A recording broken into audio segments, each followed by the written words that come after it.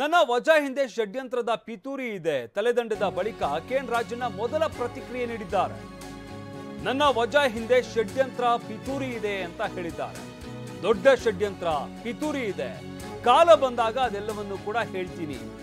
ಯಾರ್ಯಾರು ಏನೇನು ಮಾಡಿದ್ದಾರೆ ಎಲ್ಲವನ್ನು ಹೇಳ್ತೇನೆ. ದೆಹಲಿಗೆ ಹೋಗಿ ಪಕ್ಷದ ವರಿಷ್ಠರನ್ನ ಭೇಟಿ ಮಾಡ್ತೀನಿ ಅಂತ ಕೂಡ ಈ ಸಂದರ್ಭದಲ್ಲಿ ಹೇಳಿದ್ದಾರೆ. ಹಾಗಾದ್ರೆ ಏನು ಹೇಳಿದ್ರು ಕೆಎನ್ ರಾಜಣ್ಣ ಕೇಳೋಣ ಬನ್ನಿ.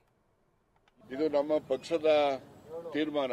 ಈ ಪಕ್ಷದ ತೀರ್ಮಾನ ಇರೋದ್ರಿಂದ ಇದನ್ನ ನಾವು ಪಕ್ಷದ ಹೈಕಮಾಂಡ್ನ ಯಾರು ಪ್ರಶ್ನೆ ಮಾಡತಕ್ಕಂಥದ್ದು ಸಾಧು ಅಲ್ಲ ಈ ಸಂದರ್ಭದಲ್ಲಿ.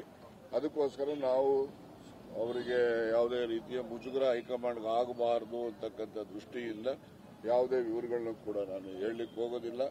ಈ ಒಂದು ರಾಜೀನಾಮೆ ಅಥವಾ ವಜಾ ಮಾಡಿರ್ತಕ್ಕಂಥದ್ದು ಅಥವಾ ಕೈ ಬಿಟ್ಟಿರ್ತಕ್ಕಂಥದ್ದು ಯಾವುದೇ ಪದ ನೀವು ಹೇಳಿದ್ರೂ ಕೂಡ, ಆದರೆ ಇದ್ರ ಹಿಂದೆ ಒಂದು ದೊಡ್ಡ ಷಡ್ಯಂತ್ರ ಪಿತೂರಿ ಎಲ್ಲ ಇದೆ.